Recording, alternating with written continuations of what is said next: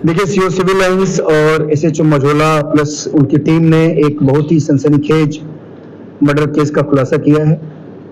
इसमें थाना मझोला पर 18 तारीख को 18/4/2025 को एक महिला के द्वारा अपनी बेटी की गुमशुदगी लिखाई गई थी। उनका ये कहना था कि उनकी बेटी 12 तारीख से जन्नत बाग जो थाना मझोला में स्थित है वहाँ से गायब हैं, नहीं मिल रही हैं और शादीशुदा हैं। उसके बारे में सीओ सिविल लाइंस और इंस्पेक्टर मझोला की टीम लगी।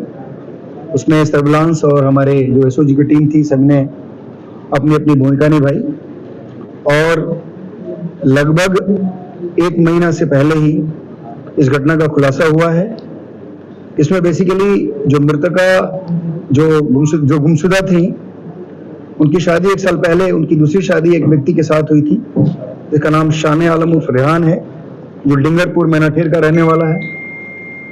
और ये शादी करने के बाद जो गुमशुदा थी उनके साथ ये जन्नत बाग में उनके गुमशुदा के मकान में रह रहा था। ये बेसिकली ड्राइवर है और ये दोनों शादी करने 1 साल पहले शादी करने के बाद उनके साथ उनके बच्चों के साथ रह रहा था वहाँ।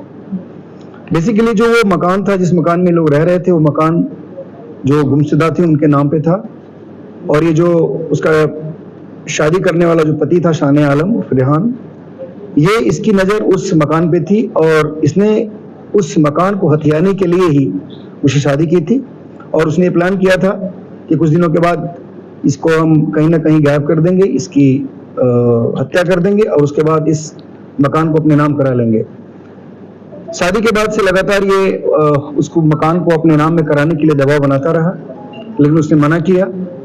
अंततः 12 तारीख को यानी 12/4 को इसमें जिस शादी हुई थी, जो गुमशुदा थी, उनकी हत्या कर दी और हत्या करके शव को उसी घर में वहीं पे छिपा दिया और उसके बाद शव का एक पार्ट यानी सर पूरे बाकी पोर्शन से अलग करके उसको एक खुरपी के सहारे काट के उसको नदी में फेंक दिया था और उसके बाद वहां से चला गया।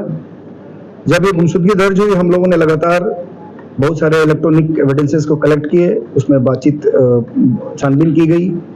उससे ये संदिग्ध प्रतीत हो रहा था। इसके बार बार इस रेहान उर्फ शाने आलम को बुला करके पूछताछ करने का प्रयास किया जा रहा था, ये नहीं आ रहा था। अंततः ये कल यानी 12 तारीख को ये आया और इससे सघनता से पूछताछ हुई। इसने स्वीकार किया और इसके निशानदेही पे जाकर के उसी जो गुमशुदा थी, जो अब उसके बाद 12 तारीख के बाद उनकी डेथ हो गई थी, यानी उनका मर्डर हो गया था, उनका शव उनके घर जन्नत बाग से बरामद हुआ और उसके बाद वहाँ जो सर जो था, उस सर वहाँ बगल गागन नदी से हमारी फॉरेंसिक की टीम गई और उसने वहाँ बरामद किया। इस प्रकार ये डेड बॉडी बरामद हुई है, यानी जो गुमशुदा थी उनकी हत्या जो 1 साल पहले दूसरी शादी करने वाला रेहान था उसने कर दी थी। इसको हम लोग ने गिरफ्तार किया है और उस जघन्य हत्या में जो खुरपी था वो बरामद हुआ है। बाकी मृतका के आधार कार्ड और मोबाइल फोन बरामद हुए हैं और जो ये मर्डरर है इसका भी मोबाइल और बाकी डॉक्यूमेंट्स बरामद किए गए। इसमें इसको आज अरेस्ट करके जेल भेजा जा रहा है। बाकी हमारे पास सारे एविडेंस वहां से हम लोगों ने ले लिए हैं और इसमें अग्रिम इन्वेस्टिगेशन की कार्रवाई की जा रही है। पुलिस को किस तरह से लगा कि इसने देखिए, जो ये जो बातें बता रहा था, चूंकि हस्बैंड था तो इससे पूछना स्वाभाविक था हम लोगों का।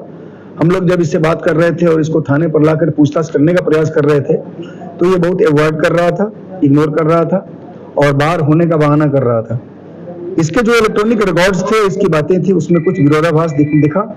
उसके बाद हम लोगों ने सख्ती करके इसको कल बुलाया और उसके बाद जब इससे पूछताछ हुई तो सारी घटना का खुलासा हुआ। सर, ये किस तरह से कांटेक्ट में आया था? देखिए, तो बेसिकली सेकंड मैरिज की बात थी। ये भी जो ये मर्डरर है शाने आलम, इसकी भी संभवतः दूसरी शादी हुई है ये, और उनकी भी पहली शादी टूट गई थी, दूसरी शादी थी जो मृतका है। तो इस प्रकार ये लोग दोनों टच में आए और पास के रहने वाले डिंगरपुर के, तो किसी न किसी कॉन्टेक्ट के माध्यम से ये लोग साथ में आए। लेटेस्ट न्यूज अपडेट जानने के लिए सब्सक्राइब करें हमारा चैनल ईशान न्यूज नेटवर्क और हाँ, बेल आइकन दबाना मत भूलिएगा।